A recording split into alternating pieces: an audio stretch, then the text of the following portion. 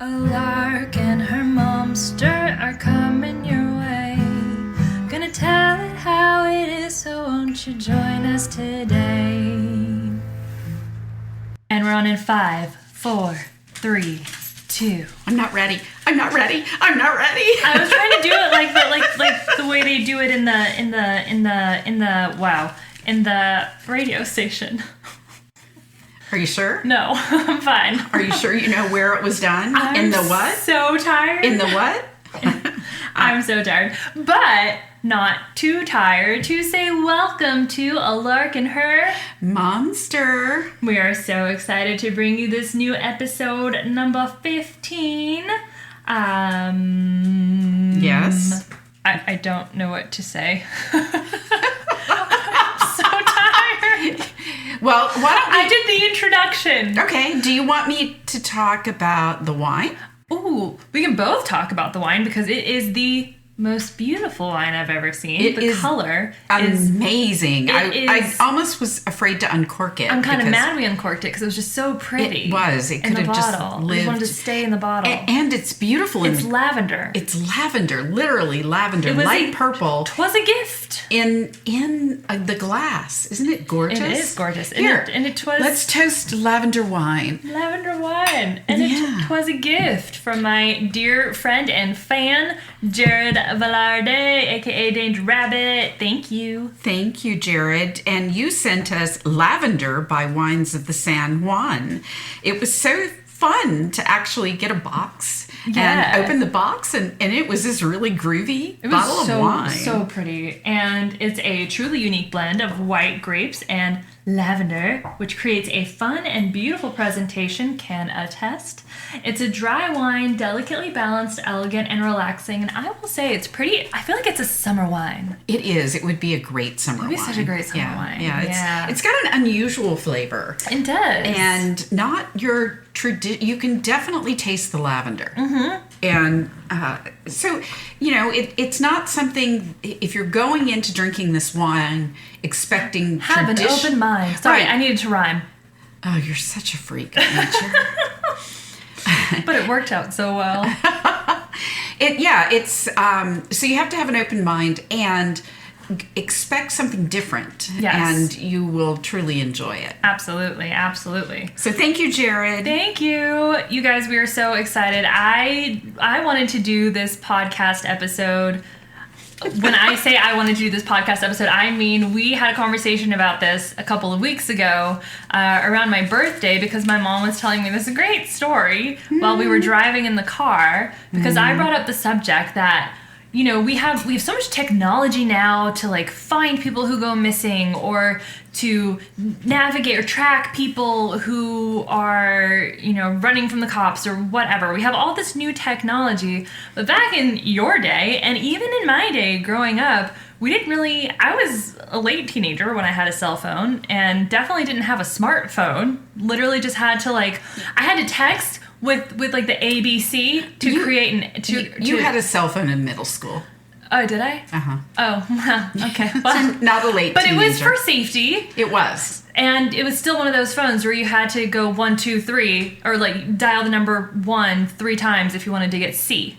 Texting was not as easy as it is now. It was this weird... Well, it wasn't... the phones then, you could text, but it was... phones. Well, I had that big Nokia phone. Mm-hmm, that was one of them. Yes. Mm-hmm. I remember because I had a hibiscus cover because that was so cool at that time. But that's not what this podcast episode is about. This episode is about... In a way. This episode is about... Could you say that any higher? Yes. This episode is about all the things and situations that could have potentially killed us that we had gotten ourselves into, but obviously didn't. Thank God, knock on wood. So... Did you touch your head like that? No, what? That noise, was that not your head? That was me knocking on wood. You're so funny. Oh, I have more than wood in my head. My head is not made of wood. Thank you very much. I think it is. Well, if anyone needs to knock on anything, you can knock on my head then, if ever you need to knock on wood. But that's what this episode is about. We're going to tell... Knocking on wood? Knock, knock, knocking on heaven. So this is my Yiddish. Yiddish coming out. I'm real tired. All right, so this episode, we're going to tell some stories about some situations that could have potentially ended up very badly for us, but fortunately didn't. Well, let me reframe. Let me start by saying that we are much more cautious today than we were early on. We didn't have murder podcasts back in the day. Exactly. We didn't have murder podcasts. We had 48 Hours and things like that, but did we really pay attention to it? No. So sorry, in the late 70s and Oh, early no, 80s, you guys didn't have that. we didn't have 48 Hours. Oh. Yeah, we had news. Right. With Walter Cronkite. Yeah, so we didn't think about things, and there was the opportunity to read some books that maybe talked about scary situations, right. but it never would have crossed my mind that I could have been in danger in any of the scenarios. So many ways. You guys wait till she tells the story. I'm just like, I used to think the things I did were bad, but then she told me the story and I'm like, that was actually pretty good. Okay. Okay, so the story she wants me to share. Do share. And it's a longer story, so I'm going to make it an abbreviated version. But we're talking 1978-79, Baton Rouge, Louisiana. And I was in school. I was dating a guy named Andy. And we decided we were going to go to a friend's house and went to that friend's house to have a glass of wine and some breakfast. And they said, hey, we've got this acid. You want some? And we were like... Do go on, yes, indeed. I would love some acid. Thank you. Yes, sure, of course. And... Was it more like, yeah, dude? No, we were not Californians. Okay, we were in Baton Rouge. Thank you very much. Oh. So, anyway, we waited and waited and waited. Nothing happened. There was absolutely, it was little tabs of acid. Nothing happened. And then we went back to the house and Andy said, well, I'm going to walk up to the store. And he came back from the store and... Just so y'all know, I'm not good at editing podcasts, so we pause occasionally.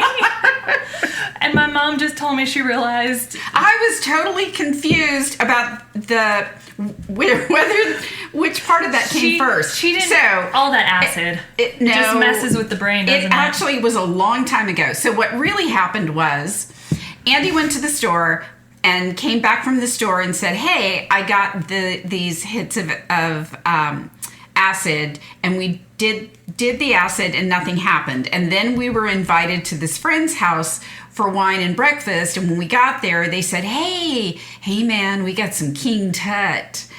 And back in those days, it was all about the... You sounded really California just now. I just want to say that. No, that was just not California. That was totally the culture back then. Totally. Okay. Anyway. So you had the King Tut. So... And back in those days, it was all about, that LSD experience. Right. And it was tune in and drop out. I can't remember the phrase that was so popular during that time. Long story longer. I was going to say, you said this was going to be the Cliff Notes version. It is the Cliff Notes version. So we did this, and King Tut was on the pieces of paper, the tabs that we did, hence why it was called King Tut. Wow, I would have gotten there eventually. Yeah, exactly. And I definitely don't recommend to anyone listening to this podcast ever to do any kind of drug, ever. No. But this was the 70s coming out of the 60s and that counterculture movement, and there was just it was all about the drugs back then, right? If you do them responsibly. Let's not do them at all. Thank you very much.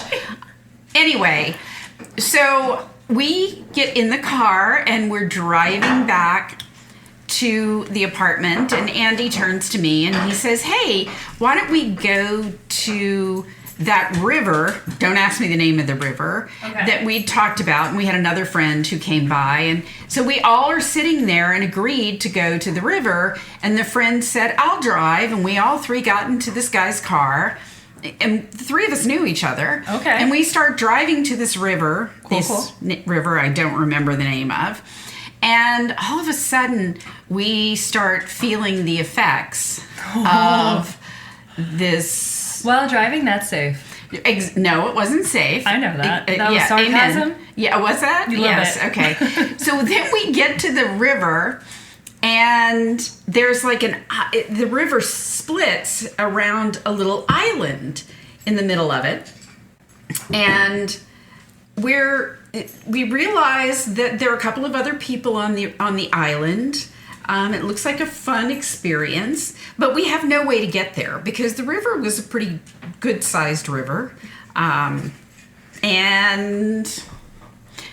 the next thing I know, this guy in a boat pulls up and says, "Hey, you guys want to ride over to the island?" And we said, "Sure." Yeah, I saw the ending to that movie and it didn't turn out well. So we got in the boat. He takes us over to the island and leaves us in the island. We have no idea. He picks up the other people who are at the island, brings them somewhere down the river. We don't know. We're not paying any attention. Right. So we're there on this island and swimming and having a great time and totally tripping. And don't realize that he could have just left you there forever. And you know my fear of snakes. And I can't even say the word. And they are sneaky. So Andy's out in the water and he's swimming, and I start yelling at the top, "Get out, get out, get out. They're coming after you. They're coming after you." And in my hallucination, I saw all of these snakes in the water coming after him. And so he had to get out of the water and calm me down. And then we're sitting there for a while, and it's starting to get dark. And we realize that we're on this island and have no way. And fortunately, the guy did come, pick us up off the island, and bring us back across to where the car was. The story ended great. It was fine. Yes. By the time we got in the car to go back, we were dealing with reality a little bit more. Yet, in hindsight, I'm thinking to myself, what the fuck? Moral of the story: 1, don't do drugs. 2, don't get in a stranger's boat and go to a random island. Yeah, well, that definitely was just one of many, many experiences. Another thing is... Oh, God, you have more? I have so many more. I feel so much better about my life choices. My friend Dee and I were living in Baton Rouge, and her fiance at the time had a Porsche. It was a convertible Porsche. Oh, a Porsche. And we'd go on these trips to New Orleans, and just to go for the day, we would just go to Pat O'Brien's for the day, or go down to the Quarter for the day. Yeah. So she would come to pick me up in the Porsche, and in the back was like a little styrofoam thing with 2 bottles of champagne, and it was always the really expensive champagne. Okay. Really, really. And we would pop the cork, drive to New Orleans through the back roads, like along the back roads. We didn't get on the interstate. Hold on. I need you to verify something. Are you drinking and driving? I wasn't driving. Was she drinking and driving? Okay. Yeah, it was. Okay. You know, again, how? So we did that, I think, 2 or 3 times. It was always lots of, and we started this whole thing around mooing at the cows, because we'd be driving down these country roads, and then we'd see the cows, and we'd just start moo at the cows.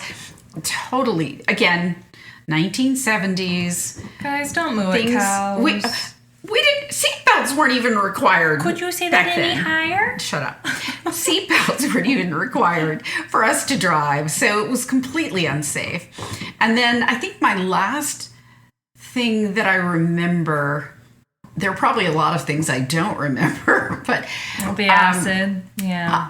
I have another friend, a roommate, who she and I would drive to go to clubs to go dancing. And I loved White Russians back in the day. Ew. And I know. Okay. I know. Exactly. Ugh. It's too sweet for me. Well, anyway, but we would always ask for extra vodka.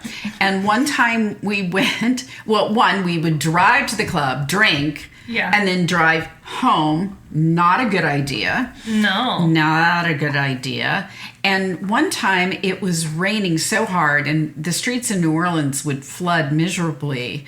And so we're driving through the streets and the water is like halfway up the side of the car and you can't see where the canals are and where the roads are. So I remember driving and trying to just keep very focused. So I've been in that. It's terrifying. It's terrifying when you're not drinking. It's terrifying. Yes, because I was sober. Yeah, exactly. And waking up the next morning going out and the front bumper's missing from my car.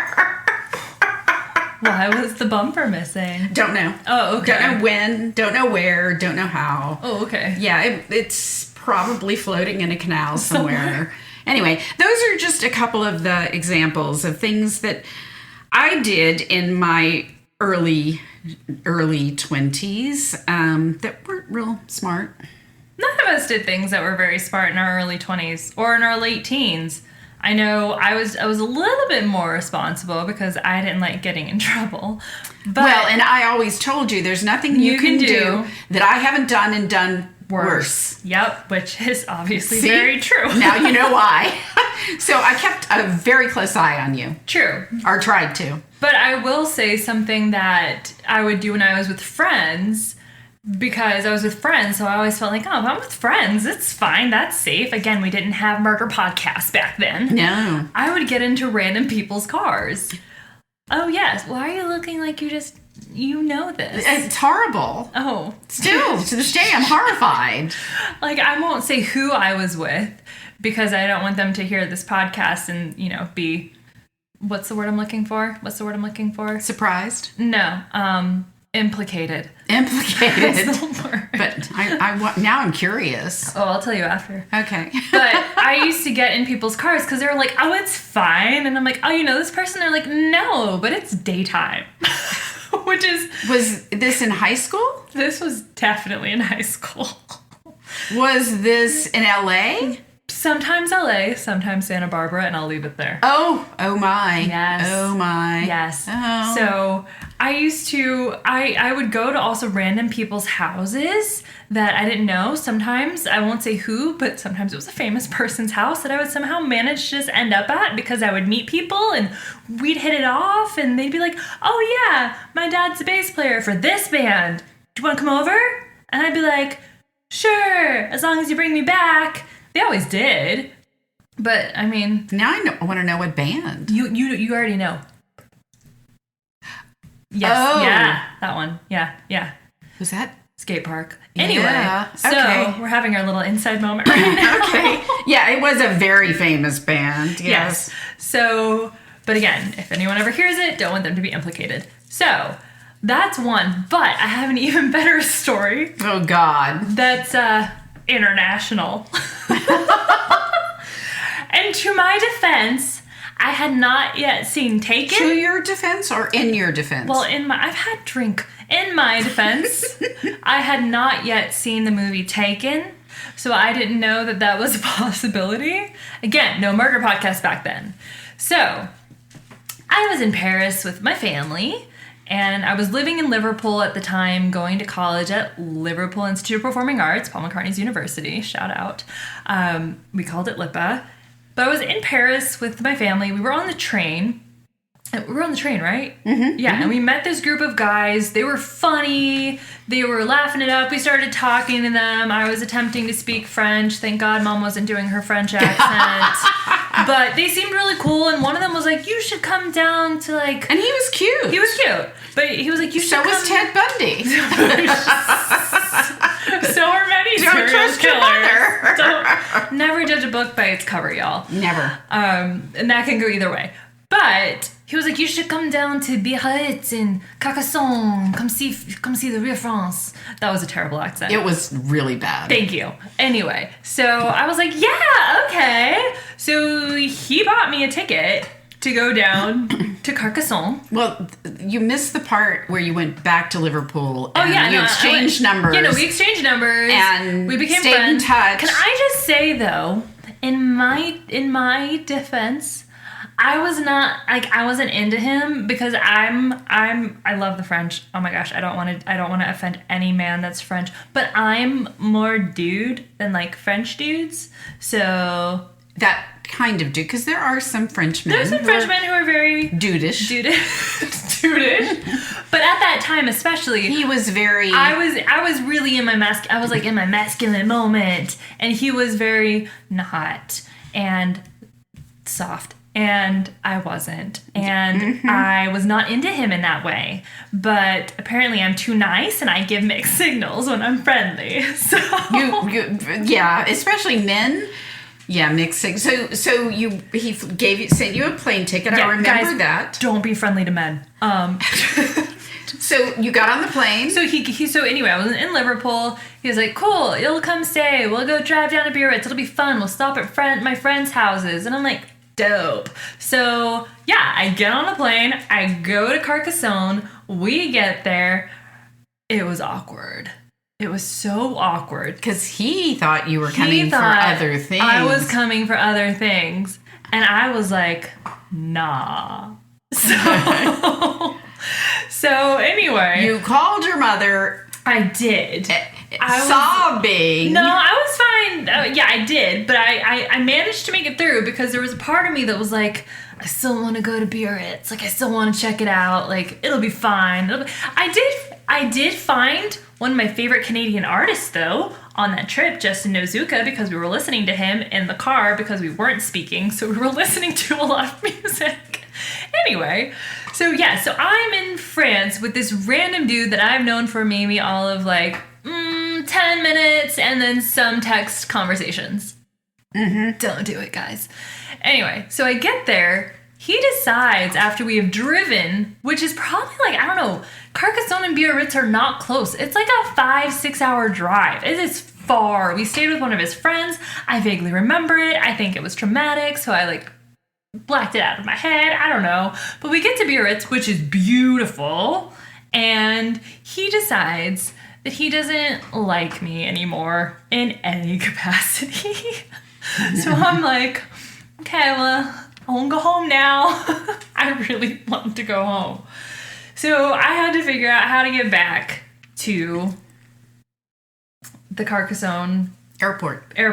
Where you also called me. Yes. Sobbing. Fortunately, we made friends along the way, so I was able to get back via some acquaintances and friends along the way, and I got back to Carcassonne Airport, which obviously got me back to Liverpool very safe, and I'm now here. Again, I hadn't seen Taken. Don't judge me. You can totally judge me.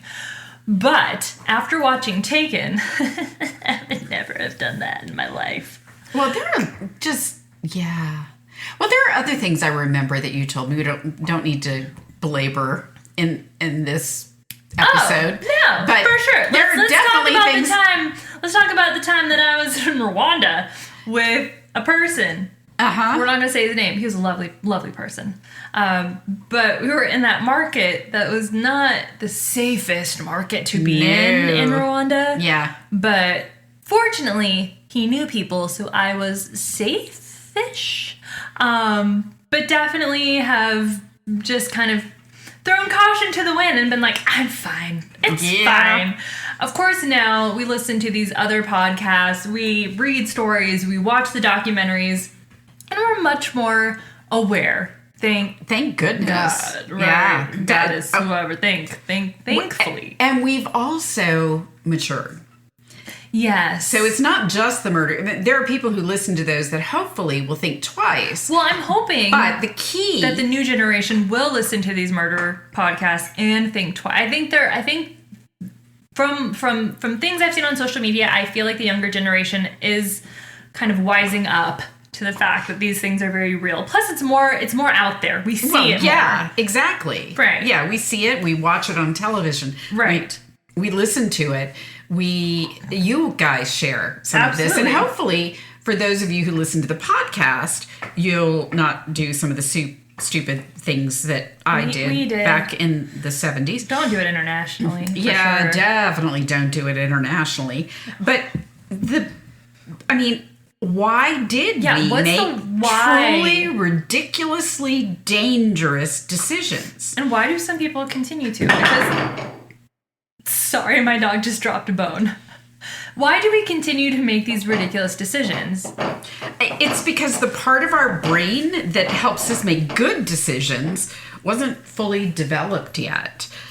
Everyone's brain grows differently based on what happened to us as children and our experiences as young adults. But the part of the brain that regulates our thoughts and actions is the prefrontal cortex.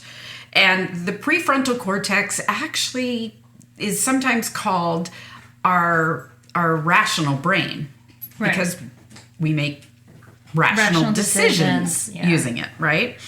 According to the National Institutes of Health, PubMed Central. For health? The National Institute of Health? That's not what I said. It kind of was. No, it wasn't. You guys should rewind it and replay it for her? According to the National Institutes of Health,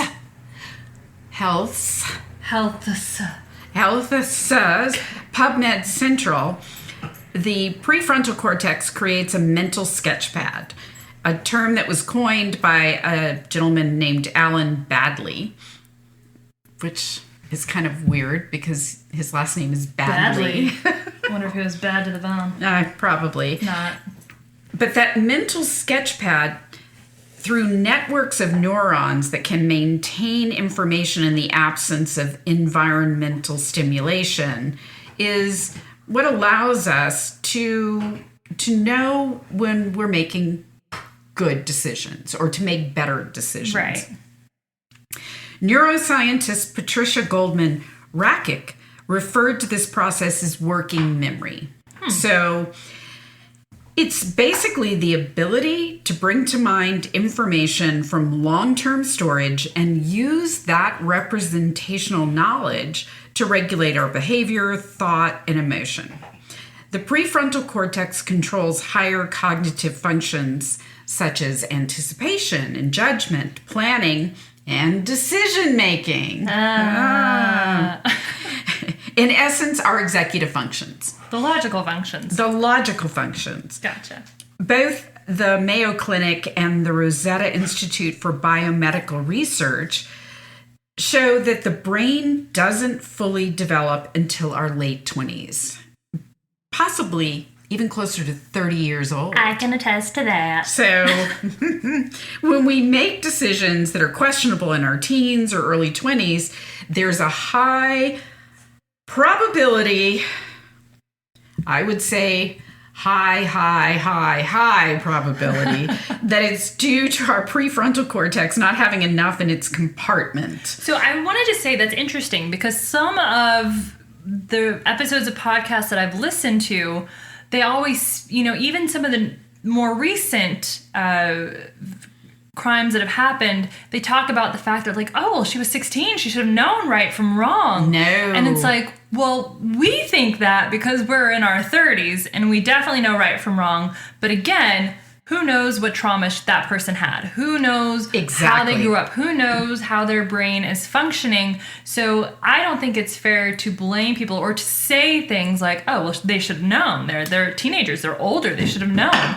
Because as you're showing us, the science says maybe not. Well, if you do factor in childhood trauma or even epigenetics, it's not surprising when youth or young adults make those questionable choices. Their brains are just not firing on all logical synapses. Right. And so if the hippocampus and the amygdala have a lot of sensory stimulation, they're going to be firing all those signals that are do that. That feels good. Hey, it's okay. I do want to say, though, if a girl says no to a teenage boy, no means no. No means no. No means never. No means fucking no. Right. So, or anyone. Anyone. Not just a teenager. If a girl says no at any age, it's no. But if a boy says no, it's no. And so we know that we have learned, hopefully, right from wrong. Right. And I also think that's why this younger generation today has learned from the errors of our ways. Right. Because we have said, this is right and this is wrong. And hopefully you can connect those dots when you're making decisions. But there's so much research that helps us recognize that when we're young, we may not be able to make those connections, make those dots kind of work in the way that everybody who is most responsible, dots are going to connect. Right. And the more we can understand and support the developmental phases as people transition into full adulthood, the more likely we are to be able to make better decisions. So had I known when you were young and getting in people's cars and going to famous people's houses, had I been aware of that, then I could have sat you down and said, look, this is not a good idea, and here is why. Well, to be fair, you did when I was 7 at the water park. You were 7. And I needed to do it when you were 12. True. Mm-hmm. I remember. This is just a memory. Because I thought because I did it when you were 7 that I would never have to do it again. But again, when you're hanging out with people that are part of a group that, there's a lot of peer pressure, there's a lot of things that are going on. And you always wanted to be liked. You always wanted to fit in. Yeah. So it's not surprising that you made those choices. Yet, had I known, I could have said, look, I know this is important to you to fit in, to be, yet you don't know what their intentions are. Right. Like you didn't know what the intentions were or the expectations were of the guy in France. Right. And it wasn't clearly articulated. Right. So it's important to be clear. Absolutely. And say, hey, this is what I want and this is what I expect.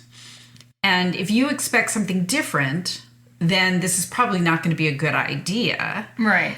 And yet, it's also up to them to be honest, and not everybody's honest. That is true. We have learned that in listening to many podcasts, watching many documentaries, and the news. It's so true. So what else have you done that you haven't told me? Pretty much everything. Yeah, that's what happened. We actually were in a little... We talked about this in a different podcast episode. Yeah, we did. We were in a little cafe in Paris when she... I remember I was drinking you were drinking red wine. We were both drinking red wine. Yeah. Yeah, and you go, oh, by the way. By the way. And I'm thinking, oh my God, I'm glad I'm drinking. Yeah. So, there's just a lot we do as young adults, a lot we do as adolescents that we don't realize creates really unsafe. Could have killed us. Yeah, Let's exactly. be honest. Yeah. Let's be honest. I think of this all the time when I listen to, the murder podcast that we like to listen to, where they're like, oh, 2 girls got in his car because he looked nice. It's like, yeah, I did that with people, and fortunately I'm alive. They are not. So correct. It's like, you really you have to learn the lessons that other people teach you and really listen to them. And well, I think, this brings up another point, okay. Miss and. The other point is, a lot of times for adolescents or young adults, people will talk to you, but you don't think that what they're telling you is based in fact. It may be fact for them, but it's not fact for you. And so we may not take that to heed. We may not heed their I can't. I'm so stuttering all over myself. A little bit. Blah, blah, blah. That's okay. I know what you're going for. So we don't heed that advice. Right. We think, oh, that'll never happen to us. That'll never happen to me. And the reality is, it can happen to anyone. Yes, I won't get into it, but I can attest that I used to watch Law and Order and think none of that would ever happen to me, and then have a situation where that happened to me. So. Yeah. Not to make it like not to bring it down. But please don't ever think that things can't happen to you. They can. I know that I am the weirdo that is constantly telling my mom, just because you think that can't happen to you doesn't mean it can't happen. Or anybody that I know. Yeah, in many ways the roles have reversed. A little bit. And I have to keep telling her that I'm perfectly capable of taking care of myself. I'm just such a rule follower. You are so much of a rule follower. And I am, well, my philosophy is laws are to be followed and rules are to be considered. Wait, what? No, you told me once it was more like a guideline. Rules are guidelines. Rules are guidelines. Exactly.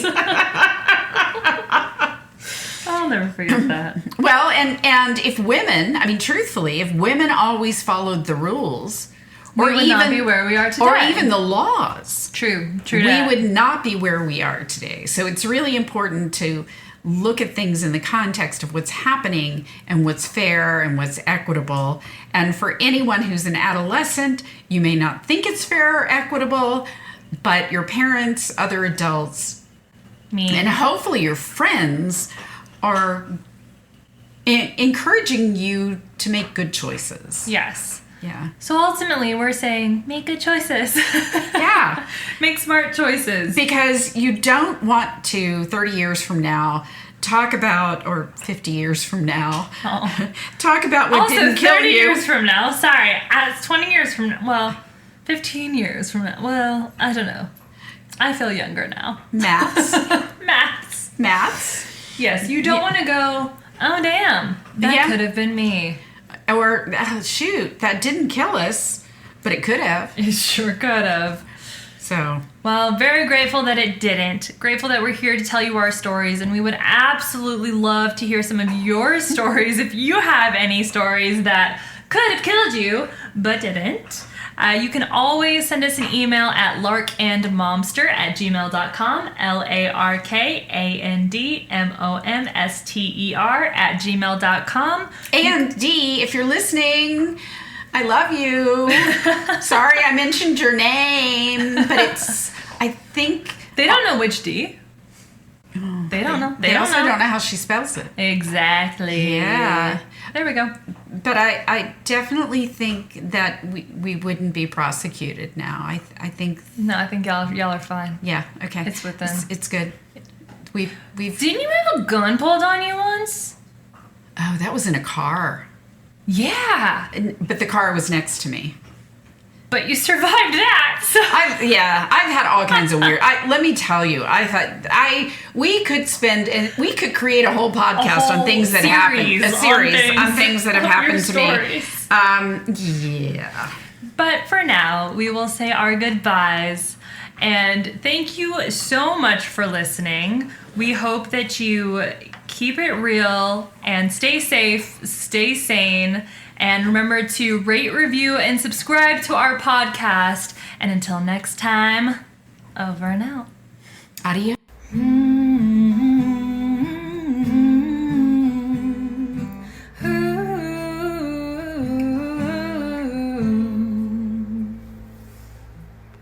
Hey guys, if you stayed to listen to the musical outro, we have one more story for you. We have one more story for you that my mom forgot to tell you. So do take it away. So I lived in an apartment in uptown New Orleans, and we had really high windows. So we didn't have curtains in the upper portion of the windows because there was no way to get up there unless you were on a ladder. Mm-hmm. And I'm in my bedroom. It was a shotgun apartment. So, right. Which means, if you're not familiar with shotgun apartments, it means it goes straight back. Right. So from door to the back, it is one shot. Correct. You can shoot a shotgun from the beginning, from the front door all the way through to the back door. So my bedroom, it was they had done the renovation, and so it was an open concept living room, kitchen, and then a bathroom, and then my bedroom, and then through my bedroom was the second bedroom. Right. And my roommate was somewhere. I'm not sure where they were. But I'm in my bedroom getting ready for bed, and all of a sudden I just had this sense that somebody was looking at me. And I looked up above the curtains in my bedroom, and there was a guy looking down at me from the upper windows, which meant... It turned out later we found out there was some construction still happening in one of the other apartments. It was a fourplex, and so they had a sawhorse in the back that was just sitting there, and he had gone and gotten the sawhorse and moved it to that window, and he was trying to get in the window. But don't do this. If you see someone trying to get in your house, go to another room and call the police. Don't do what I did, which was to pick up the phone. And because at that time we still had phones in our houses. You've always been very bold. And I picked up the phone that was next to the bed, and I looked him straight in the eye, and I dialed 911, and I called the police, and I kept looking at him while I'm telling the police, there's a man looking at me in my bedroom, and I need you guys to get here. I am calling the police. I'm telling this guy through the window that I am calling the police, and I think he was shocked because he didn't get down right away. And by the time the police got there, he was gone. But they did find the sawhorse at the bottom of the window. Oh, probably not good because he could have had a gun. Right. You know, there are lots of things. I should have, as soon as I saw him, I should have moved into the living room and called from there. But I didn't. I was just pissed that he was looking in. So okay. In my head, I'm like, well, why didn't you just push him? Well, he wasn't in the room. I know, but I'm like, just roll down the window and be like, hey, a little push. He's gone. No. Don't do what I would do. Yeah, he could have grabbed me by the throat. I know, true that. Well, but you have the advantage. I mean, you just push him. Again, don't do what I would do. Do what my mom You says would not to do that either, no, and I know you. I would not. No. My voices in my head would. Are you kidding? My voices in my head. No, you would be calling me first, going, Mom, there's a man looking at my window. What should I do? I would call the cops. Luna would let me know before anything happened. Well, that's true. She would. So, anyway. But yes. So thank you so much for listening to our podcast. Remember to rate, review, and subscribe. We appreciate you so much. And we're really leaving now. We're really leaving now. Okay. Goodbye. Bye.